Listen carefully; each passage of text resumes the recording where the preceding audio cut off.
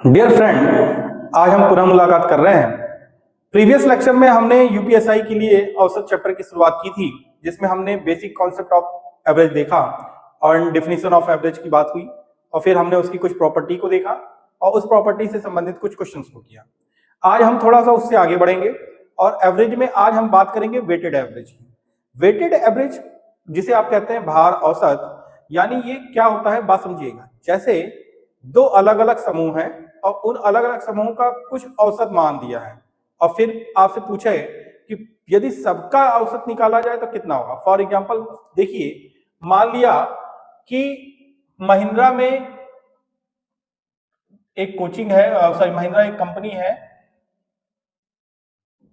जो आपकी ट्रक बनाती है, यानी एक्सी मॉडल या जो भी ट्रक कार बनाती है। दूसरी कंपनी है टाटा, तो ये आपकी बनाती है। तो एक बात समझिएगा, हो क्या रहा है कि महिंद्रा क्या कर रही है कि जो इसके मान लिया एम्प्लॉय की 20 एम्प्लॉइज की औसत इनकम जो होगी वो 10,000 रुपए है और इनके 30 एम्प्लॉय की औसत इनकम 15,000 रुपए है। तो आपसे पूछ ले कि कुल 50 एम्प्लॉय की औसत मान कितना होगा। यानी आप देख रहे हैं यहाँ पे एक समूह और उस समूह में कर्मचारियों की संख्या, यहाँ पे एम्प्लॉइज की नंबर दिया गया है, ये नंबर ऑफ एम्प्लॉइज है, और आप देख रहे हैं यहाँ पे उनकी इनकम यानी सैलरी की बात की जा रही है इन टर्म्स ऑफ रुपीस, और यहाँ पे नंबर ऑफ एम्प्लॉइज की बात हो रही है। तो आप देख रहे हैं दोनों का ग्रुप अलग अलग है, ये महिंद्रा कंपनी है, वो टाटा कंपनी है। तो हमें इस तरीके से जब निकालना हो तो यदि हमने नंबर की बात किया तो इसको मान लिया N1, इसको मान लिया N2, इसको माना मैंने औसत सैलरी इनकी कहा कि 20 एम्प्लॉय की औसत सैलरी जो है 10,000 है, तो इसको A1 मान लिया, इसको मान लिया A2, यानी first group first average, second group second average. तब ऐसे केसेस में यदि हमें टोटल नंबर ऑफ 50 एम्प्लॉइज की यदि सैलरी निकालनी हो तो हम करेंगे क्या। इसमें हम करते कुछ ये है, हमने कहा वेटेड एवरेज यानी औसत भार या भार औसत कह लीजिए, इसको हम रिप्रेजेंट कर रहे हैं AW से, और AW जो होता है वो होता क्या है वो देख लेते हैं। ये होता है N1 A1 plus N2 A2 upon N1 plus N2। ठीक है, अब जैसे कि आप इसमें देख रहे हैं ऊपर दिए गए महिंद्रा और टाटा के एग्जाम्पल में A1 की वैल्यू है ज्यादा और A2 की वैल्यू है, सॉरी A2 की वैल्यू है ज्यादा और A1 की वैल्यू है कम। तो हमें वेटेड एवरेज कितना आएगा पहले इसको चेक करते हैं। तो हमने कहा 20 into 10,000 plus 30 into 15,000 upon 20 plus 30 बराबर AW। समझिए अब क्या हो रहा है, यहां पे आपने देखा कि हमने क्या किया, 3 जीरो सीधे पहले बाहर ले लो, 3 एक 4 जीरो बाहर ले लो, 4 जीरो इधर हो जा रहा है, 4 जीरो इधर हो जा रहा है, 4 जीरो हमने बाहर ले लिया। तो हो क्या रहा है, यहां पे बचा 20 और यहां पे क्या बच रहा है 15 तिया 45, 4 जीरो यहां से और 4 जीरो यहां से, ठीक, अपॉन 50। तो आप देख रहे हैं 1 2 3 4 इंटू 65 अपॉन 5 जीरो, जीरो से जीरो कैंसिल, 5 कम 5 और 15, यानी टोटल सैलरी कितनी आ गई 13,000 रुपए। तो आप एक चीज देख रहे हैं AW का जो मान है वो A1 से है ज्यादा और A2 से है कम। तो हर हाल में मिनिमम वैल्यू से वेटेड एवरेज होगा ज्यादा और मैक्सिमम वैल्यू से होगा कम। ये हमने लास्ट टर्म पे भी पढ़ा था, इट इज ऑलवेज ट्रू होगा, यानी हमेशा ये सत्य होगा। तो ये आपका बेसिक कॉन्सेप्ट था भार औसत और वेटेड एवरेज को समझने का। पहले इसको कॉपी कर लीजिए और फिर इसी के बेस पे हम कुछ क्वेश्चंस करते हैं। डियर फ्रेंड देखिए, अभी हमने जो वेटेड एवरेज का क्वेश्चन पढ़ा उससे संबंधित हमें दो क्वेश्चंस लगाने हैं और ये क्वेश्चंस आपके सामने कुछ इस तरीके से हैं। इसमें देखिए पहला क्वेश्चन जो कह रहा है कि किसी कंपनी के प्रातः दोपहर व शाम के बैच में क्रमशः 20, 30 व 40 कर्मचारियों की औसत आयु क्रमशः 15, 20 व 25 वर्ष हो, तब कुल कर्मचारियों की औसत आयु ज्ञात कीजिए। तो देखिए सेम वही वेटेड एवरेज, बस वहां पे 2 के लिए पढ़ा था, हम 3 के लिए पढ़ेंगे तो n1 a1 plus n2 a2 plus n3 a3 upon n1 plus n2 plus n3। इस तरीके से करेंगे। यहां पे देखिए क्या है, 20 की 15 हो जाएगी, 30 की 20 हो जाएगी, प्लस 40 की 25 वर्ष आयु है, अपॉन 20 प्लस 30 प्लस 40। देखिए क्या आ रहा है यहां पे, यहां पे आया 300 प्लस 600, 25 चौक के 100 होता है, और 100 में एक और जीरो जोड़ दिया हमने, 1000 अपॉन 900। तो ये वैल्यू कुछ आ रही है 1900, 1900 बटे 900, दोनों को आप यहां से काटिएगा, तो ये वैल्यू आ रही है 9/9, यानी इतने वर्ष की उसकी औसत आयु आएगी। औसत आयु कितनी आ रही है आप देख रहे हैं, 9/9 दूनी, सॉरी यहां पे गलत हो गया है, ये हो जाएगा 9 के पहाड़े से 9 दूनी 18, और 18 कुछ और कट पा रहा है क्या, सॉरी मैंने यहां गलत कर दिया है, ये 90 होगा, 900 हमने लिख दिया है। यही तो हम भी कह रहे हैं कि औसत कैसे गलत हो जा रहा है। 1900 में 90 यदि आप करेंगे तो ये 0 कटेगा, और 190 को डिवाइडेड करेंगे आप 9 से, तो 9 दूनी 18, फिर बचा 1 यानी 10, 21, 9 एकम 9, 1/9 ईयर्स। तो आप देख रहे हैं मिनिमम वैल्यू से है ज्यादा, मैक्सिमम वैल्यू से है कम, यानी वेटेड एवरेज जो आएगा इसका 211/9 ईयर्स, ये इसका माना जाएगा। सेम इसी तरीके का एक क्वेश्चन दिया गया है, यदि 30 संख्याओं का औसत 40 हो और 40 संख्याओं का औसत 30 हो, तब कुल संख्याओं का औसत ज्ञात कीजिए। सेम पैटर्न, AW बराबर n1 a1 plus n2 a2 upon n1 plus n2। तो यहां पे क्या आ रहा है, 30 संख्याओं का औसत 40 है और 40 संख्याओं का औसत 30 है, तो यहां पे हमने क्या किया, 30 प्लस 40 कर दिया, तो क्या आ जा रहा है, 4 3 1200, यहां पे भी 1200 हो गया, अपॉन 7 70, और ये देख रहे हैं आपकी वैल्यू कितनी आ रही है, 1200 1200 यानी हो गया 2400 बटे 70, कट कर दिया, 7 के पहाड़ से कटा, ये 7 त्रिक 21, और बचा 3, और 3 बचा तो 30 यानी 30, 7 त्रिक 21, 7 चौके 28, 34, 2/7, यही इसका औसत हो जाएगा, 34 सही 2/7, ये इसका औसत आएगा, बिल्कुल यही आंसर होगा AW। ठीक है, तो देखिए इस तरह के क्वेश्चंस को करने का तरीका यही है, और पहले इन क्वेश्चंस को नोट करिए फिर हम आगे बढ़ते हैं। डियर फ्रेंड, आपके सामने 2 क्वेश्चन और हैं, हम वेटेड एवरेज से ही पढ़ रहे हैं, यानी औसत भार की बात कर रहे हैं। देखिए क्या कह रहा है, यदि 20 संख्याओं का औसत 12 हो तथा प्रथम 12 संख्याओं का औसत 11 हो तथा अगले 9 संख्याओं का औसत 10 हो, तो आखिरी संख्या क्या होगी।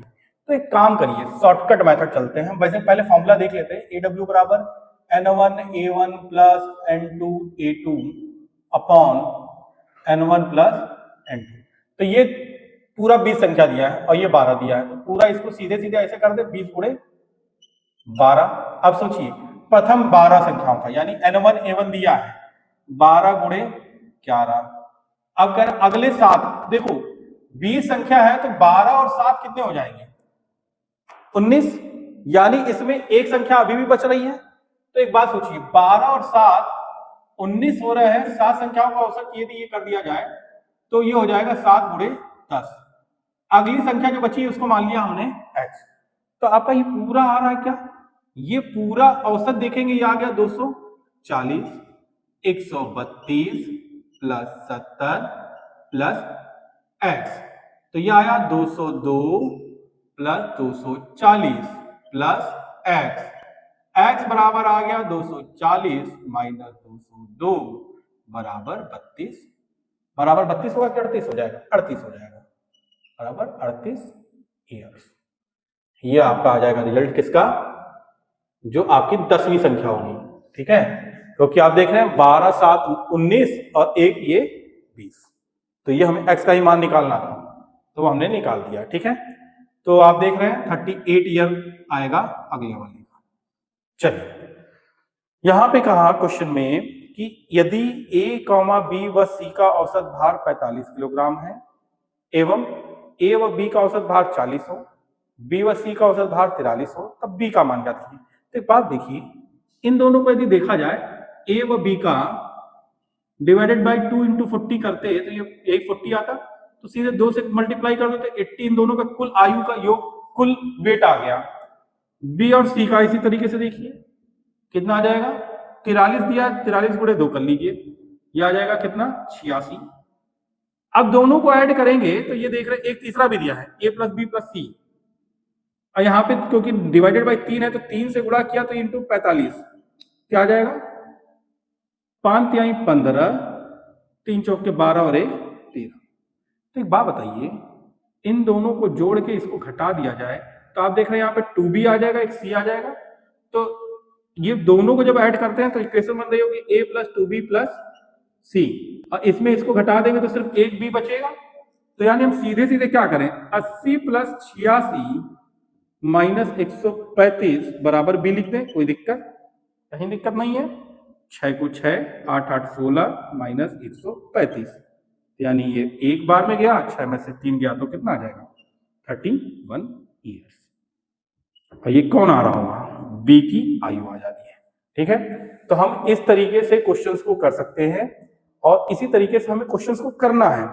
क्योंकि एक बात समझिए कि हमने यहाँ पे किया क्या था, यदि दोनों का औसत 40 है तो 2 से डिवाइड कर दोगे तो इसका मतलब हुआ कि ये पूरा आपने उसकी एज निकाल दी, यानी क्या किया, कुल एज है ए और बी की। इसी तरीके से 2 से मल्टीप्लाई कर दिया तो बी और सी की कुल एज आ गई 86 वर्ष।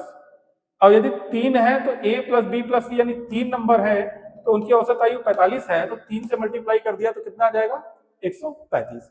तो हमने अब क्या किया, 3 इक्वेशंस हैं, हमें बी का पूछा गया है, तो पहले दूसरे को जब ऐड किया तो ए और 2 बार बी और एक सी, यानी ए प्लस 2b प्लस सी, यानी ये एक इक्वेशन इन दोनों को ऐड करके हमारी बन गई इक्वेशन नंबर 4।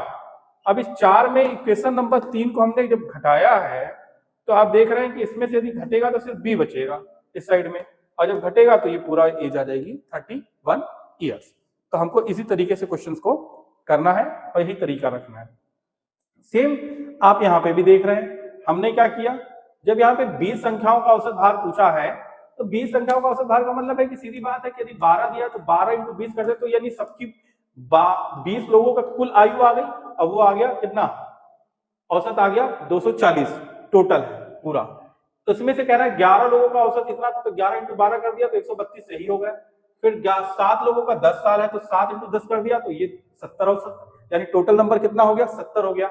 तो बताइए 12 7 19 हो गया, और यहाँ पे 20 दिया तो एक x हमें नहीं पता है, वही पूछा जा रहा है, हमने वो x का मान यहाँ पुट कर दिया, और हमने क्या किया, सब ऐड करके जब इधर घटाया है तो x की वैल्यू हमारी आ जाएगी। तो इस तरीके से हमें क्या करना है, क्वेश्चन को करना है औसत भार में। तो आप कॉपी कर लीजिए, फिर हम आगे बढ़ते हैं। डियर फ्रेंड, एक एवरेज से संबंधित 2 प्रश्न और हैं। इसमें एक पहला प्रश्न कुछ इस तरीके से, पिता और पुत्री का, यानी फादर और डॉटर की बात हो रही है, फादर को F से रिप्रेजेंट कर रहा हूं, डॉटर को D से। इनकी वर्तमान आयु का एज दिया है 3:1, यानी इसका मतलब हुआ 3x ईयर आए होंगे तो x ईयर आए होंगे, ठीक। 4 वर्ष पूर्व यह अनुपात था 4:1, तो मान के चलिए कि पिताजी की यदि इस समय 3x वर्तमान थी तो 4 साल पहले ये रही होगी, और बिटिया की यदि x थी तो इस 4 साल पहले ये रही होगी, तो ये रेशियो कितना हो गया, 4:1 हो गया। दोनों का क्रॉस मल्टीप्लीकेशन कर लीजिए, क्रॉस मल्टीप्लीकेशन किया तो 3x minus 4, 4x minus 4 into 4 यानी कितना हो जाएगा, 16। आप क्या करिए, इसको इधर ले जाइए, इसको इधर ले जाइए, तो x बराबर आ जाएगा 12 से। और जब x बराबर 12 तो आप देख रहे हैं पिताजी कितने साल के हो गए, 36 के, बिटिया हो गई 12 के। तब कह रहा है 2 वर्ष बाद पिता और पुत्री की वर्तमान आयु का औसत ज्ञात कीजिए। तो 2 वर्ष बाद की बात किया है, तो 2 वर्ष बाद यानी अभी 36 है, तो ये भैया पिताजी 2 वर्ष बाद 38 हो जाएंगे, बिटिया हो जाएगी 14 की, एवरेज अपॉन 2, ये हो क्या रहा होगा 8 4 12, 3 1 4 1 52 अपॉन 2, यानी औसत कितना हो गया 36। और आप देख रहे हैं कि औसत जो होता है मिनिमम वैल्यू से ज्यादा मैक्सिमम वैल्यू से कम, यानी 14 से ज्यादा और 38 से कम, तो यानी ये औसत जो होगा 26 ईयर्स हो जाएगा। दूसरा क्वेश्चन आप देखिए किस तरीके से है।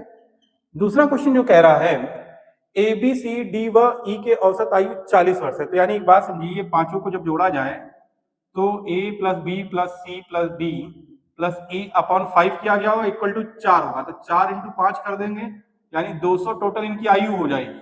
ठीक, फिर कह रहा ए और बी की, तो भैया ए और बी में 35 गुणे 2 कर दीजिए, तो ये आ गया इन दोनों की कुल आयु 70 वर्ष। ठीक, फिर सी व डी की कर दीजिए, सी व डी की कर दिया 42 गुणे 2, तो ये आ गया 84 वर्ष।